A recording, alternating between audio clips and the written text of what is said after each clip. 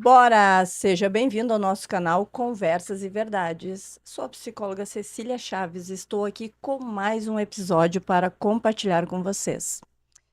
E como sempre no nossos podcasts, nossos convidados são muito especiais. E hoje eu tenho a honra de ter um convidado aqui que a gente já faz alguns trabalhos juntos, compartilhando saberes, conhecimentos há bastante tempo.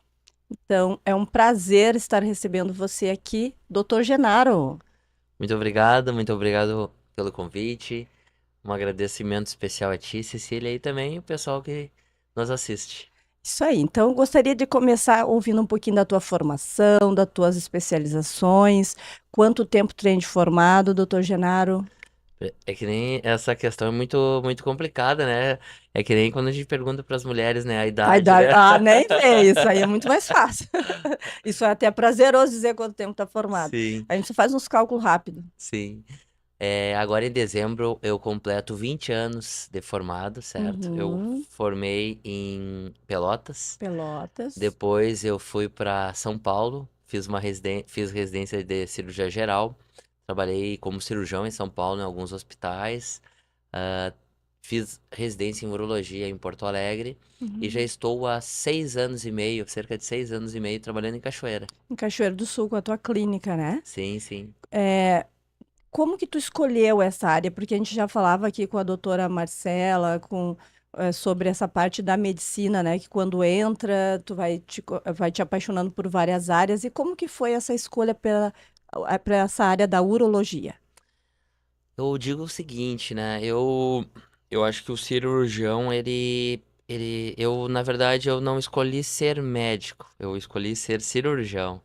Então eu desde criança, até por ter alguns tios que também são cirurgiões, familiares, primos hoje em dia que fazem faculdade, outros já estão na residência. Tem várias pessoas na minha família por parte de mãe que fizeram medicina. Mas eu desde criança sempre gostei, sempre tive curiosidade pela anatomia, sempre gostava de pegar alguns livros, né, familiares e ficar olhando. Hum. Então eu sempre tive esse interesse. Uhum. Por que urologia? Isso. A urologia, ela me encanta porque é uma especialidade que tu não tem uma rotina severa. Tu tem inúmeros tipos de patologias, né? O consultório é muito rico, né? Tu tem diversas doenças que tu atende. Tem dias que eu não atendo dois pacientes com a mesma doença, às vezes eu atendo 10, 20 pacientes e cada um tem uma doença diferente. Então é muito rico isso. Eu É atendo, dinâmico, é né? muito Faz com que dinâmico. tu esteja sempre buscando Sim, outros estudos, saindo de uma claro. rotina simples, né, de conhecimento. Sim. E se a gente for focar mais ainda na área cirúrgica da urologia, a urologia é a especialidade que mais envolve tecnologia. Por exemplo, Essa eu acho que é uma verdade, né, doutora? sim, com certeza, Que a gente não está sabendo, é isso com ali. certeza. Por exemplo, o uso do robô, da plataforma robótica. O robô, na verdade, ele não trabalha sozinho, ele precisa do urologista, do cirurgião, no caso, para comandá-lo. É como se fosse um videogame. Tu tem ali os braços robóticos e tu tá num controle, no console, que tá a alguns metros de distância, controlando Uhum. o robô. Então, qual é a especialidade que mais usa o robô? A urologia, É né? mesmo, olha isso aí. E dentro essa tua rotina de clínica e cirurgia, aqui em Cachoeira do Sul, já é possível fazer a cirurgia com robótica? Com Eu, na robô? verdade, eu costumo levar meus pacientes para Porto Alegre, Uhum. porque nós não temos robô ainda aqui em Cachoeira, até pelo custo do Certo. robô, é um custo muito elevado. Então, eu costumo levar principalmente para Santa Casa. Tá. Opero com uma equipe, tenho colegas lá que me auxiliam nessa parte, assim como também por exemplo, a Rolep, que é uma utilização do Romium Laser para cirurgias de aumento benigno da próstata, também costumo levar Uhum. por enquanto para Porto Alegre, porque são cirurgias que exigem aparelhos de alto custo. Certo. Mas Porto Alegre é logo ali, É né? logo ali, é Então é verdade. fácil, eu levo vários Atende todo o pacientes, estado, é isso aí. todo o estado, inclusive semana que vem eu tenho cirurgias de Rolep em Porto Alegre. E acabou que semana que vem não vai ser nenhum paciente da Cachoeira, vai ser um de Santa Cruz e um outro paciente de Sobradinho. Mas esse mês inteiro eu tive cirurgias robóticas e de Rolep em Porto Alegre, todos, digamos assim, uns 30% foram de Cachoeira. Então, quando tu Uhum. começa a utilizar mais tecnologia, pacientes da região te procuram mais também. Isso. qual é a diferença, assim, de uma cirurgia com tecnologia e uma comum, tradicional? Qual é a diferença, só para a gente entender de uma forma prática, assim, para nós leigos? Eu diria que a primeira questão sempre na escolha do cirurgião e na diferença da técnica é sempre a experiência do médico, né, do cirurgião. Então, se tu pode fazer uma cirurgia convencional, como sempre foi feito até um determinado momento atrás, e ter excelentes resultados. Uhum, Mas a utilização da cirurgia com tecnologia, por exemplo, vamos falar mais especificamente do robô. Tu tem um aumento da visão, é como se tu pegasse a videolaparoscopia, porque o robô é a utilização do vídeo também. Tu certo. tem uma ampliação da imagem de cerca de 20%, de 20 vezes, tá? Uhum, Então tu consegue acessar na cirurgia da próstata, mesmo a pelve, que é um lugar um pouquinho mais difícil de acessar, uhum. tu acessa Facilidade uma para isso. facilidade, tu consegue diminuir o sangramento, tu tem uma recuperação mais É, rápida do isso eu imaginei. paciente. Então, aquele paciente que é autônomo, por exemplo, o que que ele quer? Ele quer operar e 2, 3 dias, muitas vezes, tá voltar ao trabalho. Dependendo do trabalho dele, da atividade, ele pode. Hum, Claro, se é um indivíduo que trabalha com cavalo, com gado, que é a realidade da nossa sim. região também, a gente tem que ter alguns cuidados, até pela questão anestésica, mas aquele indivíduo que trabalha em escritório, que ele é um autônomo, um contador, um advogado, ele pode voltar muito mais rápido ao trabalho, um médico, né? Uhum, Então tem tudo isso daí. Além disso, a cirurgia robótica, ela tem uma preservação maior da continência urinária e também da potência, que é uma uhum, grande questão do homem, que a gente depois uhum. até pode falar, Vamos falar um falar pouquinho sobre disso. os mitos, né? Isso, Porque vamos falar sobre esses mitos e verdades. Mas com certeza muito mais benefício, muito mais, como tu disseste, assim, a parte do pós-operatório muito mais fácil, né, de retornar à vida normal. E eu acho que dentro dessa questão dos médicos, né, a visibilidade, né, de estar ali acessando com essa 20% a mais de amplitude de visão, né, eu acho que isso sim, aí auxilia muito em não resultados, auxilia né? muito o resultado, a técnica é fantástica e, claro, tudo isso tem um custo maior, mas é uma questão de investimento.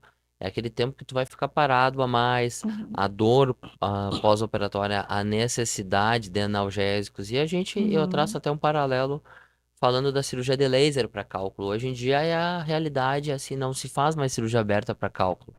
Há 10, 15, 20 anos atrás, né, quando entrou o laser, a gente via aqueles pacientes com cortes, às vezes tinham múltiplos cálculos, múltiplas cirurgias, Verdade. ficavam uma semana, duas afastados do trabalho. Hoje em dia não, hoje em dia o Olha paciente isso. muitas vezes opera, no outro dia está trabalhando. É verdade, porque na realidade, antes você, às vezes teria essa predisposição, né? Quantas vezes teria que fazer corte para acessar, né, os cálculos renais ali? Com certeza. É, olha isso. Bom, então dentro desse olhar da urologia, o que que tu já recebeu de maior desafio assim em clínica que te fez parar, estudar um pouco mais, pensar antes, porque tu gosta desse dinamismo todo, né, dessa prática mais, vamos dizer assim, que te desafia a estar mais dinâmico na atuação. Mas o que que já te desafiou de verdade, assim, que tu precisou? Calma, eu acho que. Eu passou um filme na minha cabeça, assim. Eu acho que o que mais me desafia é aquele paciente que ele coloca. Eu costumo, vou aproveitar essa oportunidade, né, E claro, para diga as falar. verdades aí, doutor, é para isso que tá aqui. Eu digo sempre, cuidado com as informações que vêm do vizinho. É. Cuidado com as informações que não vêm do especialista.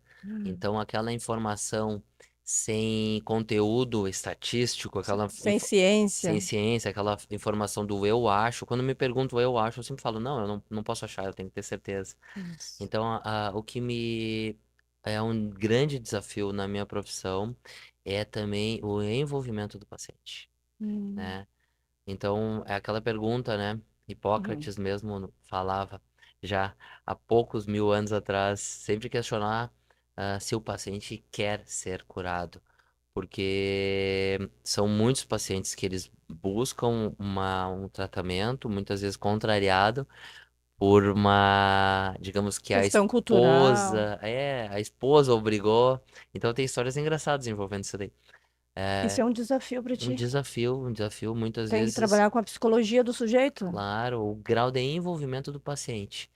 E claro, doenças mais avançadas, muitas vezes aquele indivíduo que que comenta que, nunca fui no médico, já tem 70 anos, 60 anos, e acontece que de uma forma indireta ele descobre alguma alteração, se sente mal, e a gente descobre que ele já tem uma doença oncológica avançada. Uhum, E o meu desafio sempre é buscar cura. uhum. Claro que tem pacientes que eu sei que eu não vou poder curar, então meu desafio sempre é dar para eles uma melhor qualidade de vida, ampliar o tempo de vida, é tudo isso daí. Então eu sempre estou pensando como eu vou fazer isso, qual é a melhor técnica.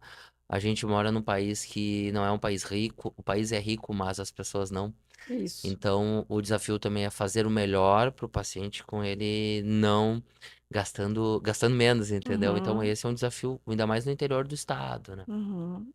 Interessante isso, né? Porque depende muito de vários contextos, né? Do Sim, sujeito, da forma como tu vai achar o melhor para ele e pensar até nisso, na questão financeira do paciente, né? sim. Muito bem, doutor. E se tu pudesse dizer assim, o que que tu aprende diariamente com teus pacientes, assim, Eu aprendo muito, que né? fica para a vida tua, assim? Tudo. O convívio pessoal é um agradecimento da tua personalidade, né? Nós somos o somatório de tudo que vivemos. Então, as histórias boas, a gratidão, eu digo assim, ó, por exemplo, o que me move muito é o tratamento, a vitória. Eu, particularmente, gosto de. Tenho algumas áreas de atuação, a- o- atendo muitos pacientes com hiperplasia de próstata, com aumento de próstata, pacientes com disfunção erétil, né, que já tem dificuldades para ter ereção, pacientes com cálculo, a gurizada com fimose, a gurizada que vem para esclarecer dúvidas, que está Hum, iniciando uma vida sexual. Então, ali tu tem um dever, assim, de ser muito correto, amigo, muito muito coerente, correto, coerente, medindo as palavras, né? abrir a confiança. Sim, mas eu particularmente gosto mais de atender pacientes oncológicos. Para mim, Uhum. eu tenho mais prazer aquele paciente que é curado, a gratidão daqueles que isso me move. É isso aí, muito bem. Eu acho que é importante a gente trazer isso, porque, bem como nós estamos aqui falando desse assunto no nosso canal Conversas e Verdades, justamente pelo fator de ser relevante abrir espaço para chegar mais perto de vocês aí, este tipo de pauta, esse tipo de assunto, porque no dia a dia, como eu disse no início da nossa conversa, a gente já fez vários trabalhos juntos com o Dr. Genaro, justamente por quê? Porque o homem tem as suas limitações para cuidar de si, da sua saúde. Isso é fato, assim, ó, em todas as áreas, né? Não é só a parte urológica, mas eu vejo que em todas as áreas os homens precisam levar ou um susto para ir até o médico, ou forçado por alguém, né? Ou um filho, ou a esposa, ou alguém que diz, tu tem que fazer. Então, é muito mais difícil. Então, poder estar falando de algo que eu sempre entendo que às vezes o câncer de próstata, né? E a gente está aí, ó, tem todo um mês para ser refletido sobre isso, que eu acho que é injusto, né? Tem que ser o ano todo falando, né? Não só no Novembro Azul, né? Então, por isso nós estamos de azul aqui, ó, eu, o doutor, aí, para dizer isso, o quanto que a gente precisa desmistificar que não é só em novembro que o homem tem que procurar o médico para conversar, para entender da sua saúde como um todo, mas principalmente a sua saúde íntima, vamos falar assim, né? Mas que sim, existe um preconceito, existe uma dificuldade de ter esta sensibilidade de que o homem é um ser humano, como a mulher, e que precisa cuidar preventivamente da sua vida, da sua saúde. Isso é algo que a gente vem trabalhando também, junto à parte da psicologia, de trazer para o homem esse cuidado com as suas emoções, com a importância de ter o amor próprio, da autoestima elevada. E isso passa por quê? Por querer viver bem, com qualidade, com saúde boa. E não podemos falar de saúde sem falar de prevenção, né, doutor Genaro? Com certeza. Então, a partir de que idade, assim, dá para dizer, eu tenho dois filhos homens, certo? A partir de que idade eu tenho que dizer para eles, vai lá no consultório do doutor conversar com ele. Ah, mãe, mas eu não tenho nada, por que que eu tenho que ir? Precisa ir conversar, precisa trocar uma ideia, precisa fazer alguma avaliação? Sim, na verdade, a avaliação começa na infância, ali no primeiro ano de vida, Pode não necessariamente ser com um urologista, mas com um pediatra. Ele avalia a posição dos testículos, se os Olha isso, testículos isso, estão. isso é uma verdade, né? Sim. Lembra de um evento que a gente fez o nosso primeiro lá no Recanto Maestro? Uhum. E um homem de agudo falou que ele não podia engravidar, que ele já estava com 40 e poucos anos, e daí ele foi no médico e viu que tinha um problema no Sim. testículo. Sim. Faz sentido isso? Faz também, mas por quê? A gente tem que avaliar questões também, por exemplo, aquele indivíduo que não tem os dois testículos, não tem os dois na bolsa. Então, muitas vezes está associado a alguma síndrome genética, se ele tem alguma alteração na anatomia peniana. Então, é no primeiro ano, nos primeiros anos que isso é resolvido e tem um resultado melhor. Além Perfeito. disso, tem algumas patologias que aparecem na primeira infância ali, como a fimose. Muitas Uhum. vezes é necessário realizar a cirurgia. Outros pacientes, Só interrompendo, a partir de que idade tu indica a cirurgia de fimose? eu particularmente, diferente da maioria dos cirurgiões pediátricos, eu costumo indicar a partir da puberdade. Não quer dizer que eu não faça a cirurgia em alguns meninos de 4, 5, 6, 7 anos. Mas a psicologia Depende vai muito. contigo, doutor. A Sim, psicologia vai que a partir dos 11, 12 anos, o menino tem um entendimento melhor do que aconteceu com seu pênis, com porque às certeza. vezes, quando é muito pequeno, fica um trauma pela dor, pelo cuidado excessivo, e isso pode repercutir muitas vezes na questão da sexualidade, da timidez, isso é fato, Sim, psicologicamente falando. sim, Então a gente ficou muito feliz quando veio essa colocação que a partir da puberdade seria o mais indicado. E a gente claro, diz, não, com certeza, a criança sim. vai estar entendendo o que aconteceu com ele, né? E vai poder se cuidar também, né? Isso, assumir o seu Sim, o cuidado autocuidado. O autocuidado é muito importante em todas as íntimo. fases da vida do homem. Então, essa questão psicológica é muito importante, que eu procuro sempre preservar e respeitar. E também a questão do estímulo da testosterona na puberdade. Então, tem uma chance de não precisar operar. Então, por isso que eu procuro aguardar. Claro, alguns indivíduos que têm uma Hum, indicação maior, têm maiores complicações, é necessário agir antes. Além disso, na adolescência, a gente vê alguns casos como varicocele, que são as varizes que aparecem no, gerando uma alteração na fertilidade, tá? Então, isso olha. na adolescência e também já no adulto jovem. Uhum. Mas muitos casos são necessários que o indivíduo aborde, né? O urologista aborde isso na adolescência. Além disso, também a gente tem os tumores de testículo, que começam a aparecer já também na adolescência, no primeiro momento, e também no adulto jovem. Então é muito importante o autoexame, procurando diagnosticar precocemente o câncer de testículo, porque o câncer de testículo ele costuma dar lesões à distância, né, as famosas metástases precocemente. Então são Isso é várias, silencioso, né, é doutor? É silencioso. A silencioso. maior parte das doenças oncológicas, como câncer de testículo, ele cresce de volume, mas não dá dor. O câncer de próstata é muito silencioso, o câncer de rim, fase inicial, câncer de bexiga também. As doenças oncológicas, né? A gente pode citar doenças nas mulheres também, como o câncer de útero, de ovários, são silenciosas. Silenciosos. Então, o check-up, uma revisão anual, ajuda bastante. É a Ajuda prevenção, bastante. né? Prevenção. Tem Então, alguns casos também, Cecília, de doenças familiares com carga genética, como o câncer hum, de rim, que pode aparecer em indivíduos mais jovens, a partir dos 30 anos. Mas, basicamente, a gente tem cuidados com doenças oncológicas de uma forma maior a partir dos 40 anos. tá, O câncer de próstata, especificamente, a maior parte dos indivíduos deve começar a fazer uma revisão a partir dos 50 anos de idade. Agora, tá. indivíduos que têm maiores fatores de risco, como indivíduos obesos, afrodescendentes e com histórico familiar, ou seja, com pai ou irmãos com Que já histórico tiver. da doença, tem que começar a partir dos 45 anos de idade. Por quê? Certo. Porque a doença aparece antes e ela é mais agressiva. Uhum. Então, essa questão também aí de predisposição também é importante a gente entender, né? Então, existe às vezes uma predisposição não só pela genética familiar, mas pela genética do sujeito, da questão de Sim, raça e pelo que a gente sim. viu. Muitas vezes o indivíduo questiona, mas o tabagismo. O tabagismo não tem influência direta sobre a doença. Uhum. Porém, ele é um fator de comorbidade, ou seja, ele tem um fator de piora, digamos, nos resultados quando o indivíduo é tabagista. Mas isso em tudo, né? Em O tudo, indivíduo sim. tabagista, ele, em qualquer coisa, em qualquer doença Ele que está ele tiver, vulnerável. ele vai estar mais vulnerável. É verdade. Eu acho que isso aí é um fator importante ser dito, né? E as pessoas às vezes vêm com as defesas, né? Ah, mas o meu vô morreu com 100 anos e fumou a vida toda.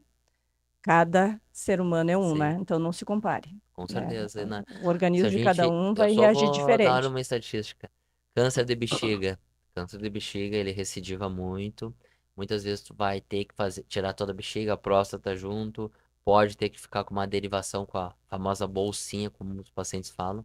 Mas de 50% dos casos são associados ao tabagismo. Sim, um câncer de bexiga. Eu tinha um paciente com 40 e poucos anos, câncer de bexiga por causa do tabagismo. Sim, Foi bem delicado. Complicou vários fatores na vida dele mesmo, isso aí. sim, com certeza.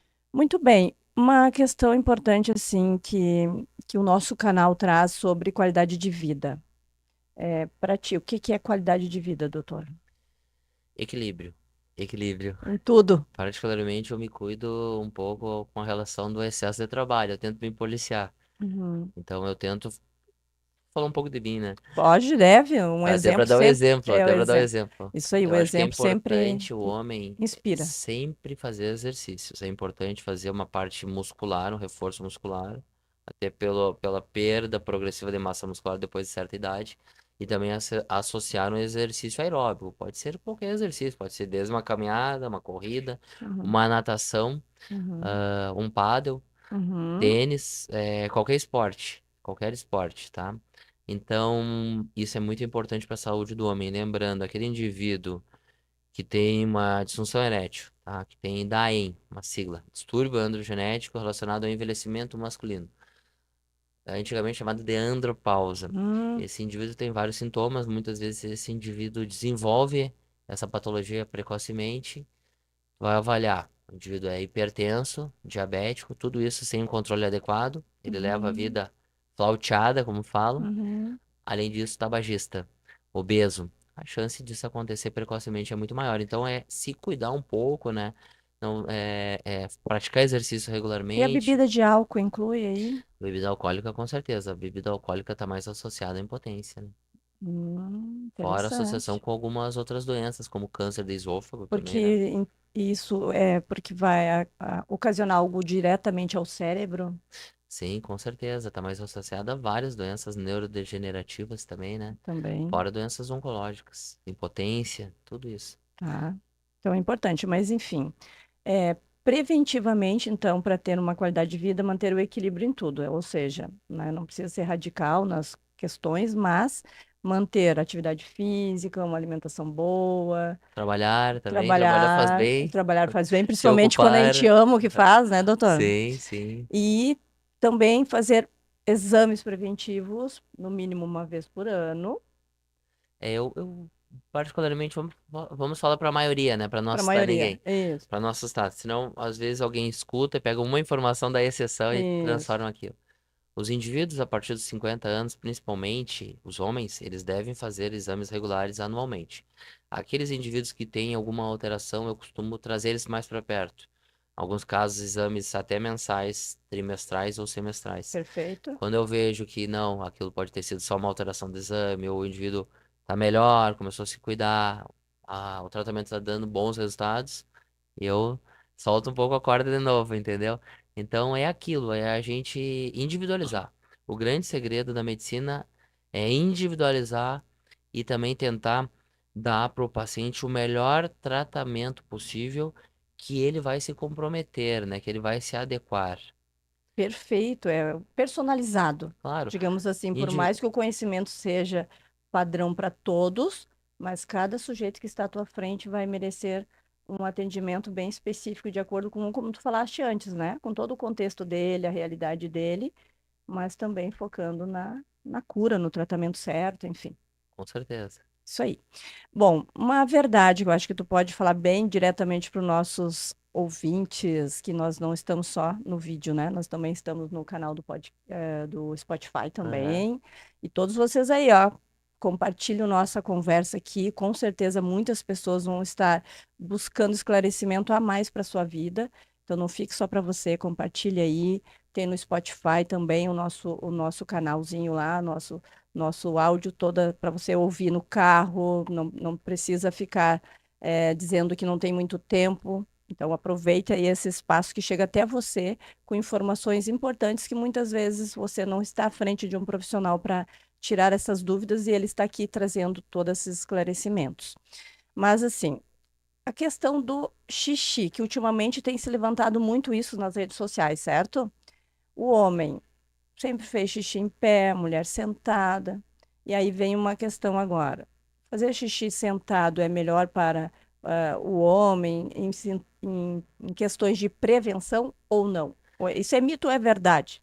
Depende do caso, né? Se ele quer prevenir de tomar uma xingada da esposa, às vezes, É aquele bom, é? homem, Olha, aquele homem que urina mal, né? Que tem um aumento benigno de próstata. Mas assim, falando seriamente para deixar o recado. Não, tanto faz sentado ou em pé, claro. Aquele indivíduo que a questão da urina, vamos aproveitar a deixa. Aquele indivíduo que urina várias vezes à noite, que tá com o jato mais fraco, que sente que a bexiga não esvaziou totalmente, ele vai começar a urinar, não consegue, tem que deixar a torneira ligada. Ele começa a urinar e aquela urina, aquele jato fica prolongado, não termina nunca de urinar, e esse indivíduo precisa ir no urologista com certeza. Esse indivíduo tem possivelmente um aumento benigno da próstata. E o aumento benigno da olha essas próstata, verdades, gente, mas olha isso, ó, escutem sim, bem o doutor. As pessoas adoram normalizar as coisas que não são normais, né? claro, muitas vezes eu costumo perguntar, urina bem? Ah, urino. 4, 5 vezes durante a noite. 4, 5 vezes durante a noite. Daí a gente, vamos pensar em algumas repercussões. Aquele indivíduo que tem um resíduo alto, ou seja, ele urina e sobra a urina na bexiga, tá? Ele vai ter uma alteração da anatomia da bexiga, dos rins, perdendo consequentemente função renal, podendo até ser levado à diálise, Uhum. tá? Além disso, Cecília, da questão psicológica, aquele indivíduo que acorda 4, 5 vezes à Uhum. noite, ele descansa? Não Uhum. descansa. Com Como é certeza. que ele vai estar no outro dia? A tendência é ter mau humor, certo? E a questão da senilidade precoce? Como é que tá a questão da demência? Tudo isso aí tem uma ligação. Aquele indivíduo que não dorme bem, ele vai ter transtornos psicológicos de maneira mais fácil. Uhum. Não, então, essas verdades, eu acho que é isso. E é importante, assim, porque, como a gente falou antes, o homem acaba normalizando tudo, né? E achando que está tudo certo. Mas as mulheres, eu vejo isso do discurso em clínica, né? Sim. Quanto que o homem fica levantando várias vezes para ir no banheiro, não dorme direito, E não aí, procura e auxílio não, muitas e vezes. não procura Sim. auxílio, acho normal, sabe? Daí ela diz, não durmo direito porque fulano fica levantando todas as vezes. E quando vai no banheiro, fica lá meia hora fazendo xixi, um barulho, né, que acorda ela. Assim, Sim.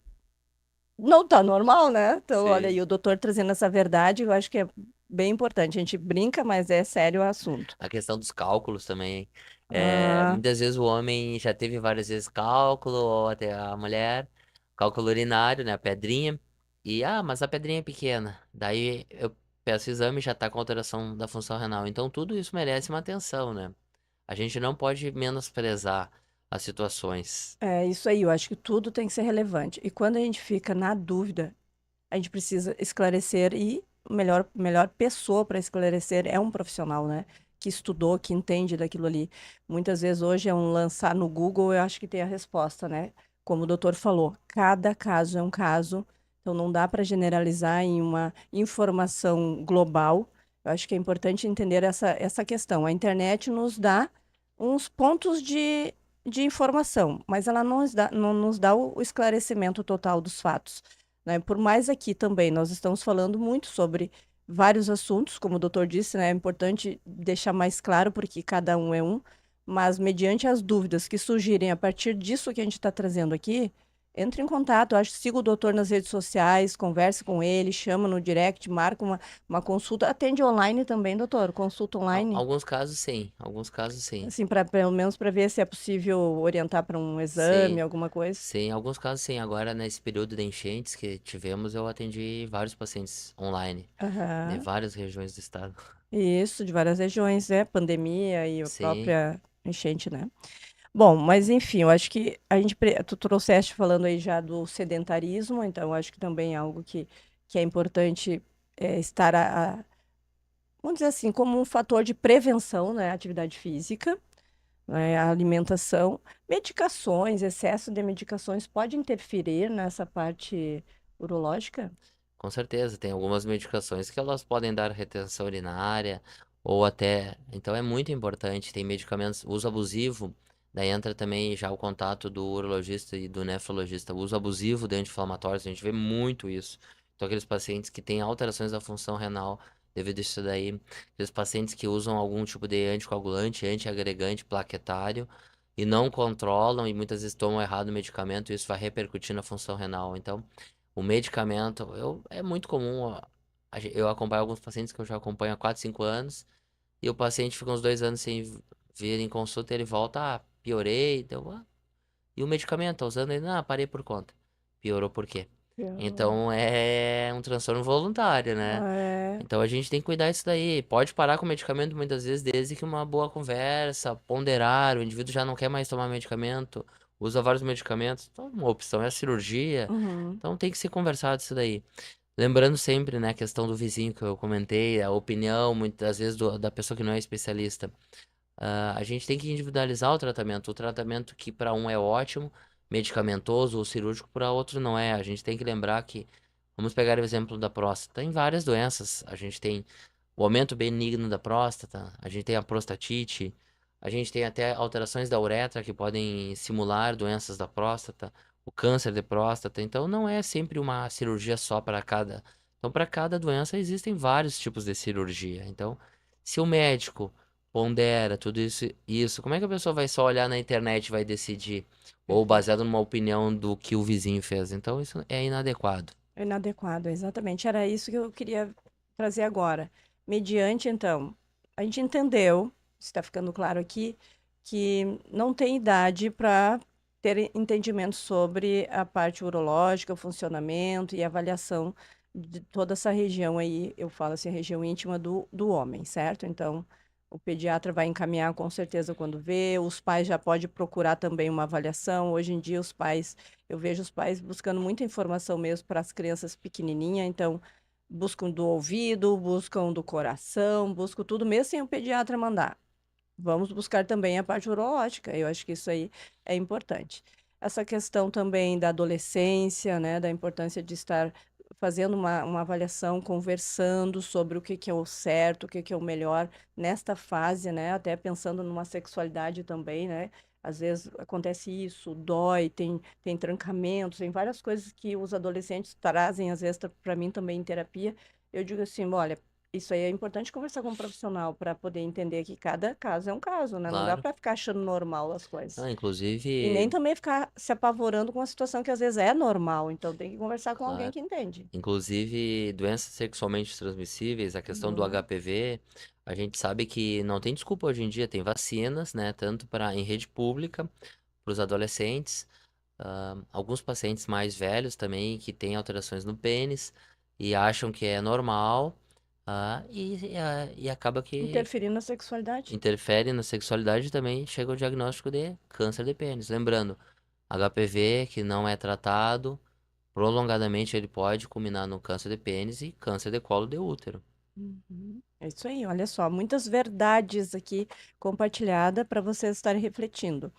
Bom, a partir disso, então, entende-se da importância de, a partir dos 50 todos os homens fazerem esse preventivo, mesmo que nunca tiveram nenhuma questão familiar. Porém, a partir dos 40, 45, também ter um acompanhamento de acordo com a análise do doutor. Pode ser mensal, trimestral, semestral, né, uma vez por ano, de acordo com cada realidade. Tendo um diagnóstico, quais os passos que vêm a partir daí? Como que acontece? É algo muito difícil de ir adiante, de fazer, ou tu tenta tratamento antes? Como que é, assim, aparecer um diagnóstico de câncer de próstata, vamos falar assim. O câncer de próstata, é preciso fazer o diagnóstico, né? A gente adota o uso da ressonância, da biópsia de próstata, mas é muito importante a biópsia ainda mandatório porque precisa do anátomo patológico, né? Que é o material Tá. da biópsia, Uhum. tá? Junto com isso e com os exames da imagem, a gente estadia o paciente, realiza o estadiamento. O que que é o estadiamento? É colocar o paciente em determinado estágio. Dependendo, a gente associa a classificação da imagem mais o laudo da biópsia de próstata. A partir dali, a gente vai oferecer algumas terapias. Pode ser a vigilância ativa, que é para Uhum, aquele paciente que tem um câncer indolente, uma classificação de muito, muito baixo risco, uhum. dependendo da idade dele também. Pode ser oferecido isso, então isso é feito através de uma ressonância anual, acompanhamento seriado do PSA, por vezes mensal, trimestral, semestral, radioterapia em alguns casos selecionados e a cirurgia, sendo que em casos que é preciso realizar um tratamento, a cirurgia tem resultados melhores que a radioterapia Uhum. a médio e longo prazo. E tem pacientes que têm doenças já mais avançadas, então a gente tem que passar para outra abordagem, como o bloqueio hormonal, né? O que que é o bloqueio hormonal? É cortar o estímulo da testosterona na próstata. E como nós fazemos isso? Através do bloqueio por medicamento, certo? Medicamentos oncológicos, ou também é através da retirada dos testículos, que são que produzem a testosterona. Uhum. E depois tem outros medicamentos que nós disponibilizamos, que temos hoje em dia, né? Que começa a ficar um pouco mais complicado para o paciente entender, às vezes, numa conversa assim muito rápida. Sim, mas tem Mas todo um são caminho. todo um caminho. Aham. Claro, em termos de cirurgia, a gente tem cirurgia convencional, cirurgia aberta, né? Isso, eu acho que é importante Tradicional. falar, que a gente falou no início, né? Sim, a videolaparoscopia, que é a cirurgia por vídeo, que está caindo um pouco em uso, porque hoje tem a robótica. Então, a robótica, o Uhum, que que é? É a associação do vídeo com o robô uhum. e tem resultados muito melhores, né? Exige um investimento, mas são feitas condições para o paciente conseguir fazer isso daí. Então, Isso. hoje em dia, eu vejo que há dois anos atrás, quando eu comecei a fazer por aí, eh, era mais difícil e hoje em dia está ficando muito mais frequente. O paciente, é interessante isso, porque o paciente, principalmente em Santa Cruz, que eu atendo lá também, ele me procura já questionando. Ele tem interesse em fazer a cirurgia robótica. Eles muitas vezes aqui, ontem mesmo eu atendi um paciente, o filho. O filho tem 40 e poucos anos. Veio questionando que o pai. Eu fui olhar o prontuário do pai também. Eu já tinha indicado cirurgia para ele 2 anos atrás. E ele não operou. No caso, porque estava com medo. Né? E agora tá só piorando, claro. Mas não é câncer, é um aumento benigno de próstata. E o filho relatava que tinha interesse em fazer uma cirurgia de laser da próstata, que é o roller, porque é uma cirurgia que eu tenho feito bastante agora, Fazendo pai. fazendo pai. Então, porque é uma cirurgia que tu não precisa ter cortes, né? Tudo pelo uretra. Então é Uhum, interessante isso. Eu gosto muito disso quando a uhum, pessoa procura, ela lê a tecnologia. Isso uhum. eu acho interessante do Google. Tu vai, tu vê o que que é de O que melhor tem no hoje? mundo, Uhum. de melhor no mundo, e tá facilmente disponível, certo? E ele vai em E busca os e vai te benefícios, orientar. né? Os E os benefícios benefícios que são, tem e tudo, e sim, como tu sim. disseste. É um investimento, né? Uhum. Esse assunto agora que me fez pensar, eu acho que eu já te ouvi em outros momentos falando, mas já aconteceu casos também em clínica comigo de pacientes que foram homens, tá? Cheio de coragem, foram lá sozinhos e receberam um diagnóstico do doutor, tipo isso, indicação de uma cirurgia já. Foram para casa bem quietinhos e não comentaram com ninguém. Como que fica isso? Depois de um tempo volta lá, dá vontade de fazer o que com esse homem? Não, eu tenho uma prática, assim, muitas vezes quando eu sei que tem um resultado oncológico envolvido, eu costumo ficar olhando a biópsia, assim, todo dia eu olho. Eu chamo o paciente, eu olho, dependendo da classificação de risco, eu já chamo antes o paciente. Se ele marcou o retorno para daqui 3 semanas, eu mando ele voltar, eu dou um jeito de atender antes, entendeu? E eu sempre peço, quando o paciente é mais idoso. Aliás, para todo paciente seria melhor ver sempre com alguém, porque São independente. muitas informações Muitas às vezes não é vezes. o diagnóstico, é a condição psicológica daquele paciente. Tem pacientes que não têm doenças severas, mas eles têm uma ansiedade muito grande, então é bom que vá alguém porque ele não consegue absorver o que tu fala. Então, É. tu tem que ter esse talento, digamos assim, de observar o paciente. Por isso que eu gosto da consulta presencial também, e por isso que o WhatsApp, muitas vezes tem gente que fica mandando WhatsApp. Isso não é um meio de consulta, não é Uhum. adequado, isso é inadequado. Porque tu precisa sentir o paciente se ele está entendendo ou não. E através de uma consulta, tu consegue ter isso. Tu não vai ficar meia hora trocando mensagens curtas para chegar a um diagnóstico. Então, Uhum. é uma questão de se valorizar também. Isso aí. investir na sua saúde, que é nosso bem Sim. precioso, né? Mas, Cecília, até só esse paciente, por exemplo, que vai, Isso. eu tento Ah, sentir o paciente. E eu falo sempre, na próxima consulta, vem com a família. Se é o paciente mais idoso, que a esposa também é bem mais idosa, que a gente sabe das vezes das dificuldades de alguns pacientes. que Então eu os filhos peço, estão longe, né? Que eu, estão eu gosto sozinhos. muito que os filhos venham também, né? E participem do tratamento, do pós-operatório. Eu gosto de operar e falar com o familiar depois também. Tem Muito pessoas bem. que perguntam, precisa ter algum acompanhante? Sim, sempre é bom, Isso aí, né? Genaro, eu acho que isso é bem importante, porque pode acontecer isso, né? Sim. Pode acontecer deles ir Lembrando, para casa e não querer mexer, né? sim, Por várias lembrando, questões, até psicológica mesmo, com sim. relação ao valor que dá à sua vida, né? Claro, o paciente é parte fundamental e o mais importante do tratamento. Ele tem que Sim. participar, né? Sim, isso aí. E se não consegue sozinho, com o apoio da família. Isso é importante. Outra questão, assim, porque a gente já está indo para o nosso finalzinho dessa conversa, que passa muito rápido, né? Sim, sim. Mas, assim, uma outra questão. Tu precisa de auxílio em algum momento de um outro profissional para fechar diagnóstico, para ir adiante na cirurgia? Quem trabalha junto contigo em alguns casos, assim? Ah, com certeza, né? Na medicina a gente não consegue trabalhar sozinho, ainda mais o cirurgião. Ele depende muitas vezes, ele tem que ter um corpo de enfermagem treinado, tem que ter anestesistas, tem que ter outros colegas. Eu já fiz cirurgias com cirurgião oncológico junto, em Porto Alegre, quando eu levo pacientes, eu levo, quando eu vou fazer robótica, eu faço com mais dois urologistas. Quando eu vou fazer cirurgia, de laser de próstata, mais um colega também, urologista. Então sempre tem colegas isso em cirurgias falando. Para diagnóstico, por exemplo, além de aprender na residência, eu fazia biópsia de próstata, eu fiz mais uma especialização em São Paulo para fazer biópsia de próstata, devido ao tempo curto, o tempo vai ficando mais curto com o tempo. Então eu abdiquei de fazer as biópsias para me dedicar mais ao meu consultório e também ao atendimento, quando eu comecei a atender mais fora de Cachoeira e também ir mais para Porto Alegre para operar alguns pacientes. Mas, então, preciso do radiologista quando faz biópsia de próstata, que antes eu fazia. Preciso do radiologista também para fazer ultrassom, tomografia, ressonância. Ressonância, particularmente, tem que ser o radiologista que já tem uma especialização em ressonância da próstata, entendeu? Hum, A medicina, ela anda nesse caminho cada vez mais específico, né? mais específico Específico no no diagnóstico e diagnóstico. tratamento. E o médico, ele sempre tem que ele tem que crer na cura do paciente, no tratamento, no que ele está fazendo, mas ele tem que um pouco ser descrente, no sentido de sempre duvidar. Ele tem É que um pouco sempre, cético, assim, para ir além. no Isso. sentido assim, ó, do exame, da informação dada, porque muitas vezes, assim, ó, o paciente não é duvidar da idoneidade dele, é duvidar que é só aquilo. A psicologia explica, Sim, né? Muito porque isso, muito, a negação, minimiza os problemas justamente, porque tem medo de justamente, enfrentar uma coisa que seja grave. Enfim, são várias questões, como eu falei antes, a forma como essa pessoa se vê no mundo, às vezes já está em depressão. Um idoso, por exemplo, que pode estar em depressão, ele pode negar a doença. E como aconteceu um fato, né, num outro estado aí, que a filha que mora aqui me trouxe, o pai foi no urologista, fez o exame, tinha um diagnóstico, ele foi sozinho, foi para casa e não fez nada.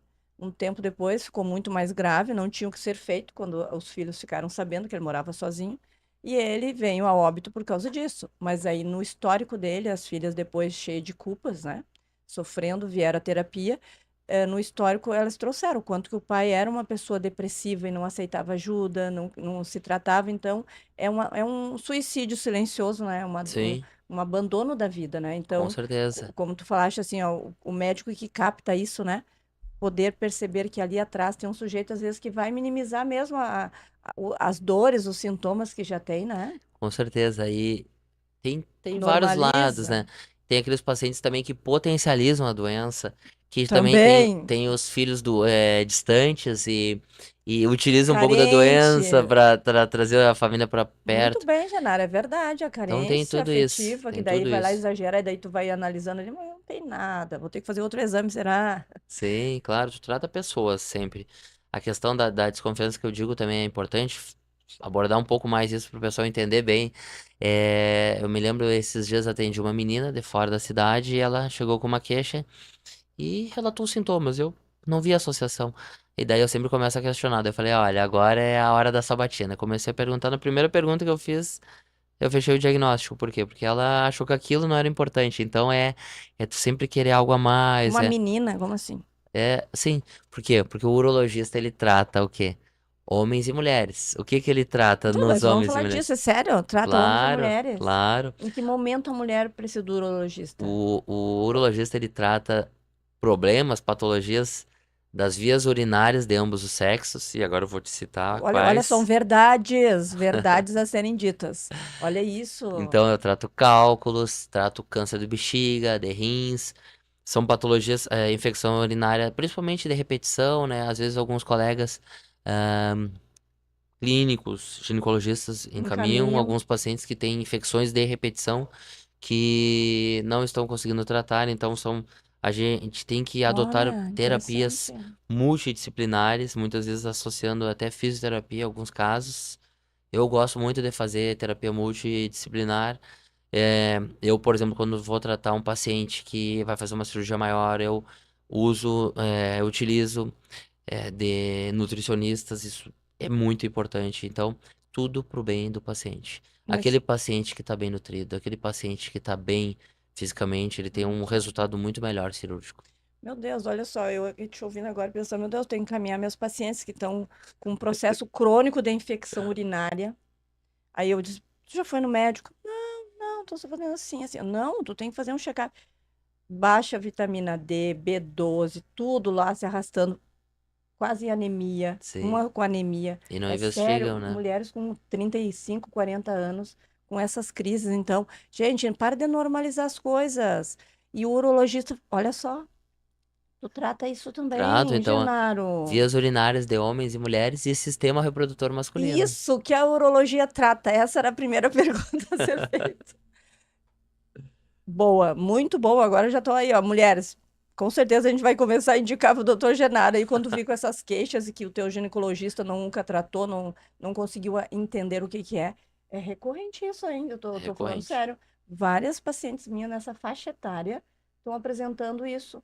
É infecção urinária crônica. O que eu mais atendo no público feminino são infecções urinárias de repetição e também cálculos, É, né? eu digo crônica porque E elas vêm com essa cálculos, sim, frase, né? sim, claro. Que é de repetição, tá E sempre. cálculos é muito interessante, até vi uma coisa aqui, a ingesta de líquido. Aquele paciente, muitas vezes, que tem cálculos repetidamente, tu pergunta, e aí, como é que está a Toma água. alimentação? Toma água? Não. A ingesta de proteína animal em excesso. E ingesta de refrigerantes à base de cola, né? Pepsi Cola, Coca-Cola, lá em cima. Vai ter cálculo mesmo, né? É O isso excesso de aí. sódio É que a gente sódio. vê, os conservantes, excesso de sal de cozinha, os excessos. Os industrializados. Eu costumo dizer que eu não sou aquele médico radical, não vou cortar coisas, eu vou falar, dá uma maneirada, Reduz, né? reduz, Ainda é né? possível. E toma mais água, muita. Água não pode reduzir. Água, 3 litros. Vamos fazer um brinde aqui, doutor. Vamos tomar nossa aguinha aí. A saúde. Saúde, Isso né? aqui é um remédio que tá em casa, né, doutor? Sim, sim, barato, né? Uhum. Muito bem. Tem algo mais que tu queira deixar? Alguma verdade que tu acha importante compartilhar ainda? Acho que basicamente essas, né? São vários mitos que envolvem a urologia, desde o câncer de próstata associado à impotência e incontinência, que é amplificado isso. Então, muita gente tem medo, deixa de ir no urologista, mas não ir no médico não evita doenças. Uhum. Não evitas, né? E coragem, na realidade, é cuidar de si, né? É Isso cuidar é de si. ter Isso é ser coragem. forte, isso Isso é é ser forte, né? Até corajoso. porque a gente tem que lembrar dos familiares que dependem da gente, não digo nem financeiramente, mas também emocionalmente. Isso. Emocionalmente, né? Então, todo mundo já perdeu alguém muito importante, então a gente tem que lembrar disso e procurar se cuidar para prolongar a vida e viver, principalmente além de prolongar, viver com qualidade. É isso aí. Perfeito. Muito bem, então assim a gente vai para esse bate rápido aqui nessas perguntinhas para o doutor para conhecer um pouquinho mais desse ser humano, que quando a gente conversa com ele a gente vê que tem uma paixão pelo que faz, pelo trabalho dele, se dedica, né? Nossa região aqui, né? Só tem a agradecer nesses quase 7 anos do trabalho do doutor, que vem trabalhando agora em todo o estado, atendendo em todo o estado. Se ficaram com dúvidas sobre aonde ele atende, só me chamar aí nas redes sociais, só seguir o doutor Genaro também nas redes sociais e que ele vai poder dizer aonde que pode ser possível fazer uma consulta e fazer um exame de alguma forma. Mas então, vamos lá, pergunta rápida. A primeira palavra que vem na cabeça, e não vale o Grêmio, eu já vou dizer. Não vamos Não, falar. sou gremista, Não pode vamos falar. falar do Grêmio. Isso me gera tristeza atualmente. Muito bem, mas assim, um medo. Medo. Medo. Eu sempre tive medo. Tem que ser muito rápido a palavra. É, Eu só vou serei curto. É de envelhecer de certa forma e limitar o tanto de cirurgia que eu posso fazer. Tenho medo de pela parar de velhice. operar. Mas tem um robô, então É. o robô exige menos. Vamos cuidar do cérebro do doutor, É, então. O justamente, é isso aí que cérebro eu tenho estando feito. bem, tá ótimo. Um sonho. Sonho. Ah, trazer o robô e outras tecnologias para o interior, né? Possibilitar a popularização dessas tecnologias. Isso é um sonho. Eu Tá fico sempre ótimo. pensando nisso todo dia. Muito bem. Um esporte. Futebol, né? Pratica? Ah, muita lesão, né? Hoje em dia eu sou muito ruim no futebol, já fui melhor. Deus livre, uma fratura na mão e coisas Não, eu assim. já tive. Ah, então. Uma cor. Azul. Azul. Um lugar. Qualquer lugar na natureza. Muito bem. Tem conseguido fazer isso? Aproveitar? Mais ou menos. Às vezes um quintal da casa é bom, né? É, eu tenho aproveitado mais o quintal da casa, principalmente à É, noite. isso Ou de aí. manhã bem cedo, tipo hoje, às 5 da manhã. É. É. Uma conquista marcante, doutor. Ah, uma conquista? Não sei se pode ser isso. Ah, eu tenho um filho, né? Que pra Deve mim é o meu ser. maior patrimônio, é o que eu mais amo, né? Que idade E tá depois o meu mesmo? trabalho. Ele vai fazer 1 ano e 9 meses agora, na próxima semana. Isso aí. Que amor. Não, não tem conquista melhor que essa. É, com certeza. Uma atividade física. Uma atividade física, uma atividade fácil, academia. Porque tu vai, faz sozinho, não depende de muita gente, né? Muito bem. Um alimento. Churrasco? Churrasco com pouco sal, não pode ser muito. É isso aí, já ia dizer, pouco sódio. Sou gaúcho, no Pajé tem que ser churrasco, né? É, uma música ou um estilo musical. Eu sou uma mistura, Cara, é muito né? eclético aí, qualquer Eu som. gosto de muito de música clássica e música gaúcha, mas nativista, né? Aham, Nativista. isso aí. E muita música clássica. Uma gratidão. Meus pais, a Deus. A fé. Em Deus. Muito bem, doutor. Era isso. Agradeço imensamente, né, a todos vocês que vieram até esse finalzinho aqui. Compartilhe o nosso vídeo, busque mais informações sobre tudo isso que a gente trouxe aqui como reflexão importante e siga nas redes sociais aí o doutor, curte nosso canal, compartilha, dá o likezinho, que nós vamos estar nos encontrando aí nos próximos episódios. Gratidão, doutor. Muito obrigado. Até o Até o próximos próximo. encontros, né? Que logo, logo já temos Sim, uma palestra aí em comum. sim. E muito obrigado ao ouvinte, né? Que dedicou um pouquinho o momento, né? E eu gostaria de falar assim, ó, também. É, caridade, né? Caridade que a gente pode fazer. Às vezes, caridade não é doar dinheiro, mas levar a informação a quem precisa. Isso é uma Certa excelente informação forma de certa. caridade. Perfeito. Então, sempre pensar no próximo, porque hoje a gente tá bem, mas amanhã a gente pode precisar. Então, sempre levar a boa informação para as pessoas, sempre tentando ser leve, né? Não aquele que tá doente, ele precisa de apoio, não de ser criticado. Então, apoiar aquele que padece. Muito bem. Ótima reflexão para a gente encerrar o nosso episódio de hoje. Gratidão. Muito obrigado. Muito obrigado.